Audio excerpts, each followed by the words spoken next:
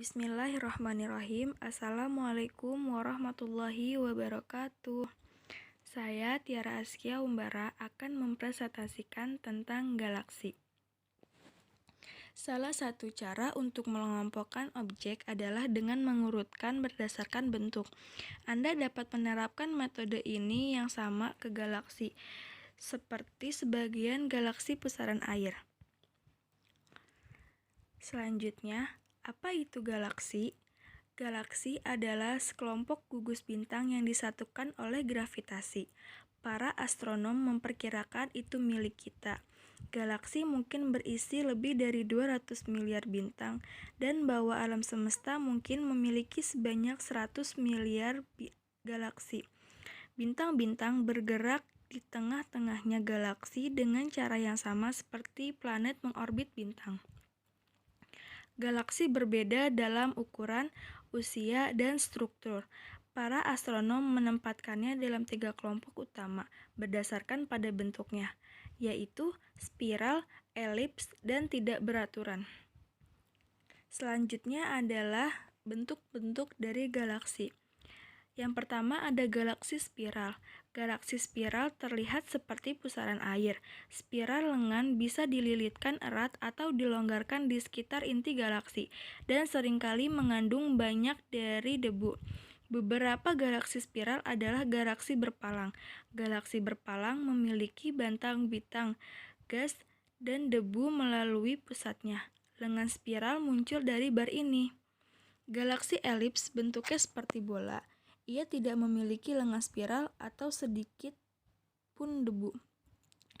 Galaksi yang tidak beraturan tidak memiliki bentuk yang dapat dikenali. Jumlah debu dan gas bervariasi. Tidak teratur bentuknya mungkin disebabkan oleh tabrakan dengan galaksi lain. Selanjutnya ada galaksi Bima Sakti. Bima Sakti adalah milik kita, galaksi rumah. Bima Sakti adalah galaksi spiral. Bintang-bintang dikelompokkan dalam satu tonjolan di sekitar inti. Semua bintang di Bima Sakti termasuk matahari mengorbit inti ini. Semakin dekat bintang ke inti, semakin cepat orbitnya. Beberapa lengan spiral menjulur keluar dari inti. Tata surya kita terletak di satu tempat lengan spiral. Lengan berisi sebagian besar dari gas dan debu Bima Sakti. Kita tidak bisa melihat pusaran dari pusat Bima Sakti. Selanjutnya ada Big Bang. Apa itu Big Bang? Saat cahaya melewati air tetesan, itu memisahkan menjadi pita warna. Ini karena cahaya putih benar-benar berkombinasi dari semua warna pelangi. Pita warna ini disebut spektrum. Gas panas yang dihasilkan bintang cahaya. Saat cahaya melewati atmosfer luar bintang, beberapa di antaranya cahaya diserap oleh bintang suasana. Ketika para ilmuwan melihat spektrum cahaya bintang ini, mereka melihat cahaya yang diserap telah putus dari spektrum, membentuk garis-garis gelap yang disebut garis absorpsi. Saat kita melihat spektrum dari galaksi, pola garis absorpsi tidak muncul pada titik yang sama di spektrum, seperti mereka lakukan jika mereka punya bentuk di sini di bumi. Sebaliknya, file posisi digeser ini karena galaksi semua bergerak jauh dari satu sama lain sebagai ruang di antara mereka mengembang. Para astronom berpikir bahwa galaksi harusnya telah lebih dekat satu sama lain dan alam semesta awalnya sangat padat dan suhunya sangat tinggi. Pada saat awal, alam semesta itu sangat kecil, panas, dan padat. Dari ini, awal yang kecil, alam semesta mengembang dengan cepat. Ekspansi ini disebut dengan Big Bang, mengirimkan materi ke segala arah. Tanpa shift, beginilah cara menyalakan lampu gelombang antara galaksi kita dan galaksi lain yang akan terlihat jika galaksi tidak bergerak. Di sini dijelaskan galaksi yang tidak ada shift-nya. Tanpa shift, beginilah gelombang cahaya antara galaksi dengan galaksi lain akan terlihat jika galaksi tidak bergerak. Sedangkan pergeseran yang membuatnya jauh, panjang gelombangnya tidak tampak dan lebih memanjang. Lalu ada blue shift. Blue shift, jika galaksi bergerak lebih dekat, panjang gelombangnya tanpa dikompresi atau dipendek. Menurut teori Big Bang, alam semesta mengembang dan miliknya kepadatan dan suhu menurun. Gravitasi menyebabkan materi terkumpul menjadi gumpalan, bentuk bintang dan galaksi. Galaksi terus bergerak keluar.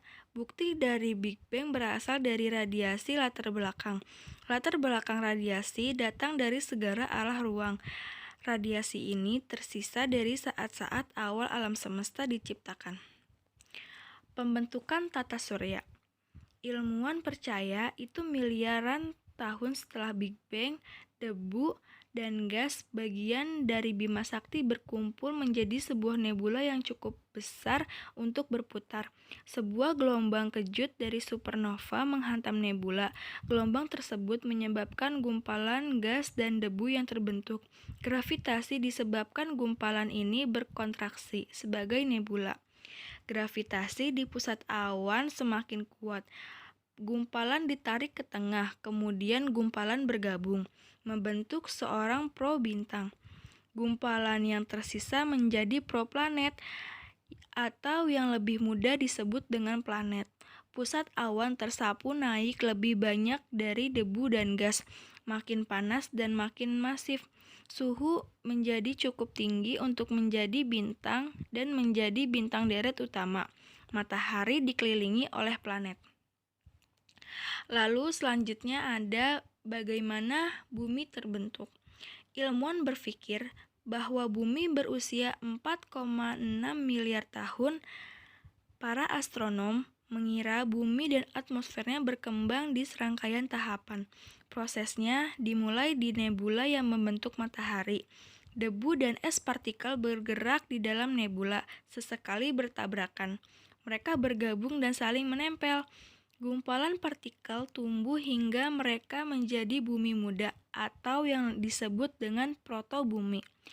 Masa protoplanet yang lebih besar dan gravitasinya menarik benda-benda yang lebih kecil.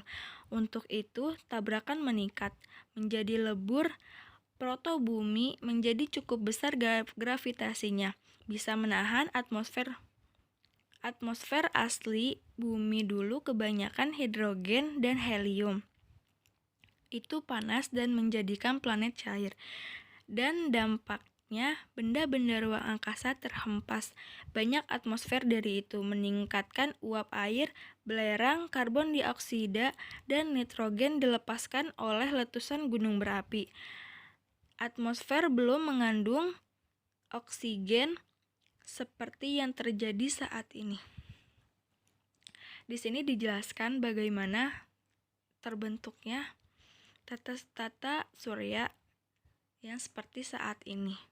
Dari gas dan debu yang berputar mulai berkontraksi, lalu selanjutnya menjadi protoplanet yang terbentuk dan mereka mengorbitkan protobintang dan matahari. Lalu terjadilah pembentukan dari tata surya seperti sekarang yang telah muncul. Mungkin cukup sekian presentasi dari saya.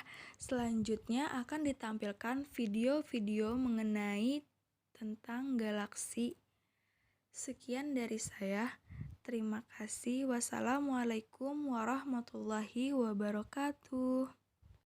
Mari kita lanjut. Seperti kita ketahui bersama bahwa galaksi adalah tuan rumah dari miliaran bintang dan triliunan planet yang ada di dalamnya. Dan saat ini kita berada pada sistem galaksi Bima Sakti atau Milky Way. Tapi galaksi Bima Sakti bukanlah satu-satunya galaksi yang ada di alam semesta ini. Menurut penelitian, diperkirakan ada sekitar 2 triliun galaksi di seluruh penjuru semesta yang sudah teramati. Dan dalam masing-masing galaksi itu diisi oleh jutaan, bahkan sampai miliaran bintang. Dan tentu, di setiap sistem bintang minimal akan mempunyai 1 buah planet. Namun, planet tersebut bukan berarti akan memiliki kehidupan seperti halnya di bumi. tentang planet yang mempunyai kehidupan seperti di bumi, itu cerita berbeda yang sudah sering dan akan terus kita bahas di channel ini. Mengingat penelitian pun masih terus dilanjutkan dalam mencari kehidupan pada sistem bintang lain. Oke, menurut penelitian diperkirakan ada sekitar 2 triliun galaksi di seluruh penjuru alam semesta yang sudah teramati. Nah, beberapa dari kalian mungkin akan ada yang bertanya, ngapain sih repot-repot ngitungin jumlah galaksi? Apa pentingnya? Ya wajar sih kalau kalian nanya gitu, karena emang sepertinya kayak buang-buang waktu saja. Tapi, demi kepentingan ilmu pengetahuan, hal tersebut sangat-sangat penting.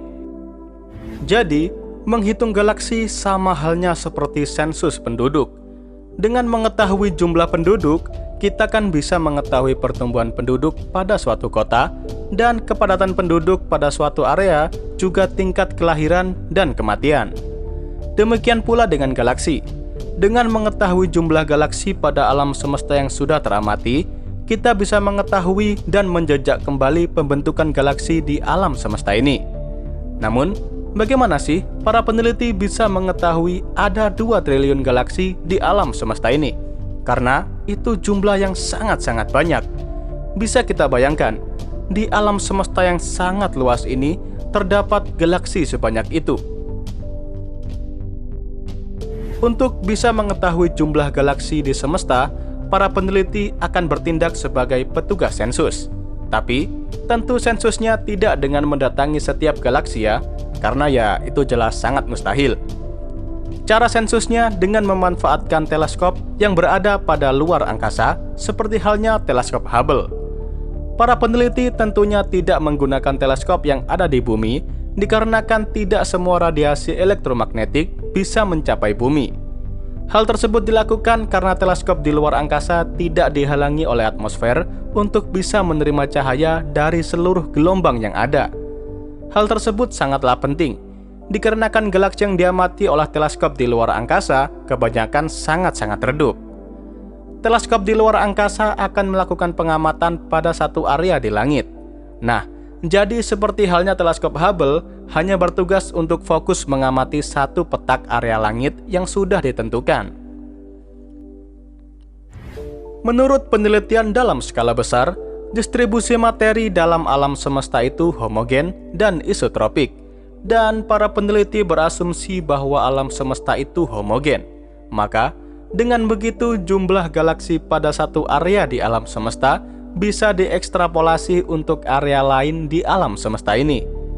Dengan cara itulah para peneliti bisa mengetahui perkiraan jumlah galaksi yang ada di seluruh semesta yang sudah teramati. Itu berarti teleskop luar angkasa seperti Hubble melakukan survei pada satu petak langit untuk mengetahui ada beberapa galaksi di sana. Pengamatan akan dilakukan secara terus-menerus selama beberapa waktu untuk bisa memotret area tersebut dengan eksposur yang panjang. Tentu, tujuannya agar teleskop luar angkasa bisa melihat objek yang sangat-sangat redup. Salah satu teleskop luar angkasa yaitu teleskop Hubble bisa mendeteksi keberadaan galaksi yang berada pada jarak 12 miliar tahun cahaya atau kurang dari 2 miliar tahun setelah peristiwa Big Bang. Luar biasa bukan? Tapi, teleskop Hubble akan segera pensiun dan digantikan oleh teleskop luar angkasa yang lebih canggih bernama James Webb, yang sudah pernah kita bahas sih pada video sebelumnya. Penelitian mengenai jumlah galaksi ini tentu dilakukan demi ilmu pengetahuan manusia. Nantinya, dengan hasil penelitian tersebut bisa untuk digunakan dalam memecahkan misteri alam semesta yang belum terjawab. Semisal saja mengenai bagaimana alam semesta ini terbentuk. Nah, intinya sih menurut para peneliti diperkirakan ada 2 triliun galaksi di seluruh penjuru alam semesta yang sudah teramati. Mungkin itu saja yang bisa kita sampaikan pada video kali ini. Kedepannya masih banyak hal menarik lainnya yang bakal kita bahas, tentunya mengenai dunia antariksa. Seperti biasa, saya selalu berharap kalian bisa selalu mengambil sisi positif pada pembahasannya, dan tentunya harus dibarengi